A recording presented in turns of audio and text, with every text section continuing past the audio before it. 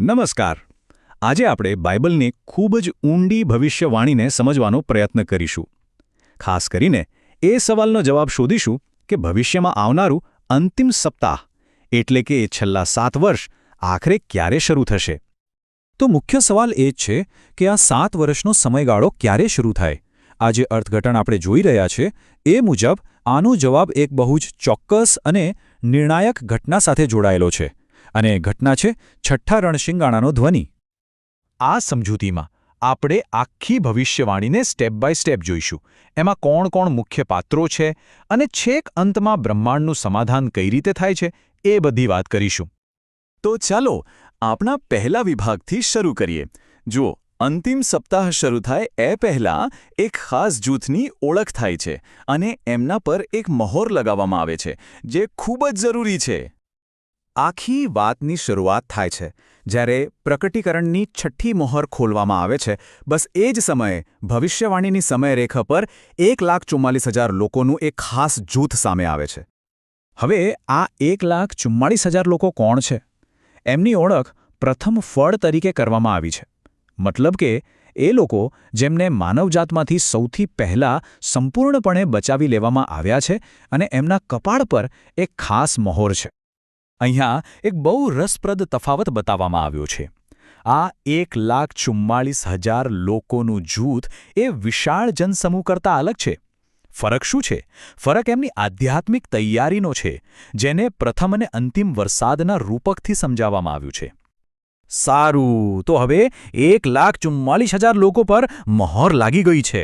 હવે મંચ તૈયાર છે એ અસલી ઘટના માટે, જે બધું શરૂ કરશે. અહીંયા આખી ઘટનાનો ક્રમ બહુ સ્પષ્ટ રીતે જોઈ શકાય છે. પહેલાં છઠ્ઠી મહોર, પછી 7મી મહોર અને શાંતિનો સમય, અને પછી 7 રણશિંગડા, અને એમાંનું છઠ્ઠું રણશિંગડું એ જ છે મુખ્ય ઘટના, જે અંતિમ સપ્તાહની શરૂઆત કરે છે.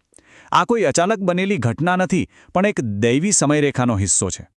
જેવું આ છઠ્ઠું રણશિંગડું વાગે છે કે તરત જ એક ચેન રિએક્શન શરૂ થઈ જાય છે. યુફ્રેટિસ નદી પાસે બંધાયેલા 4 દૂતો છૂટા થાય છે. એમના છૂટવાથી 2 ભયાનક પશુઓ બહાર આવે છે, અને બસ એ જ ક્ષણથી અંતિમ સપ્તાહનો આરંભ થાય છે. તો આખા વિશ્લેષણનો મુખ્ય મુદ્દો આ જ છે કે જ્યારે દુનિયાના મંચ પર આ 2 સાક્ષીઓ અને 2 પશુઓ દેખાય, સમજી લેવાનું કે અંતિમ 7 વર્ષની સત્તાવાર શરૂઆત થઈ ચૂકી છે. ચાલો હવે જોઈએ કે આ સપ્તાહના પહેલા અડધા ભાગમાં, એટલે કે શરૂઆતના 3.5 વર્ષમાં શું થાય છે. આ શરૂઆતના 1260 દિવસ, જેને 42 મહિના પણ કહેવાય છે, એમાં એક ભયંકર આધ્યાત્મિક યુદ્ધ ચાલે છે. આ સમયમાં 2 વિરોધી પક્ષો એકસાથે પોતપોતાનું કામ કરતા જોવા મળે છે. અહીંયા આ સંઘર્ષના બંને પક્ષો સ્પષ્ટ દેખાય છે.